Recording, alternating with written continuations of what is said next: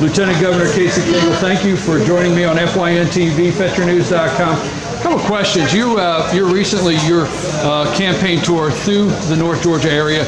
I know you've been in Dahlonega, Dawson, Union. You're going to town. You're here in Gilmer. You're at Pickens this morning. Let's stay with rural Georgia and rural broadband. And let me, before we go into that, I have heard about the study committees. We've heard the research. What exactly would Governor Casey Cagle do to help rural Georgia come into this century with rural broadband? Well, obviously, rural broadband is so critical. It's critical not only for small businesses and economic development, but it's also critical for kids to be able to learn at home, to have access to reliable internet. And I will tell you, we've got to hold everyone accountable. So we're not, as a governor, one of my jobs is to make sure that our company partners that are out there that are providing this understand the importance that we're going to build this out. And if they can't build it out, we'll find someone who can. We got to be that serious about it. We also have to recognize that it's going to require some incentive dollars that will be put behind it in order to build it out. We have to think outside the box. We've got to bring in other agencies like the DOT, for instance, where we could utilize some of the right-of-way space in order to get the broadband in the ground there. We also have to look at opportunities within the EMCs potentially where they could get into the marketplace. All these things are very critical. But with me, I will have not just a task force. I will actually put together an advisory team that will actually put together a plan that we will need to get implemented in order to provide rural broadband to our citizens. Let me follow that up because one, you say the current providers could either, not to quote you, but basically could either provide it or we've got to do something to find somebody else that wants to step in. So let me follow that up. I know there was federal money. And a lot of the providers took the federal money and did not use the federal money. And for example, when you say EMCs, you were this morning over in Union, or yesterday in Union, which has Blue Ridge EMC. They have fiber.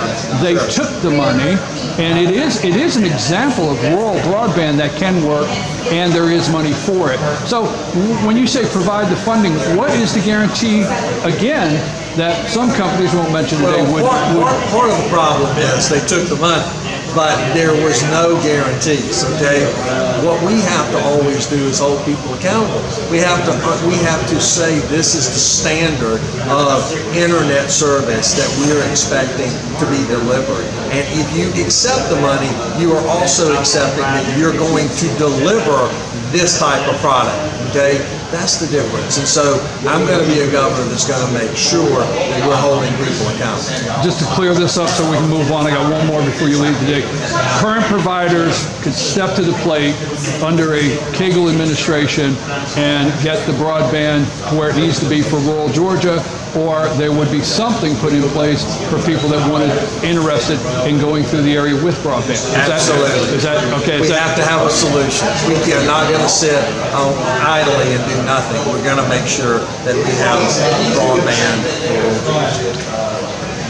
One more question, and it is timing because of what has taken place this past weekend in Charlottesville. As far as the state of Georgia concerns, where Georgia state parks, much like Stone Mountain, will you, Governor Cagle, will you preserve the Confederate history in the state of Georgia, or how do you feel about the monuments that are at least on state parks and state properties? Well, first of all, let me just say I don't condone what took place in Virginia. That's clear, and nor would I find it very despicable. But I will tell you, you can't wash away or erase history, and we are going to make certain that obviously history is something that we learn from. And sometimes it's good, sometimes it's bad. We see the things that, sadly enough, were done wrongly, but it is part of history. You can't wipe it away. We have a governor several years ago that promised the citizens that they could vote on a flag. So I'm going to ask you, would a Governor Cagle keep in place Stone Mountain? Absolutely. I have no intentions on changing Stone Mountain. No. Thank you, sir. I appreciate it. And as we tell all candidates, we appreciate your willingness to serve, and we thank you for being on. Absolutely.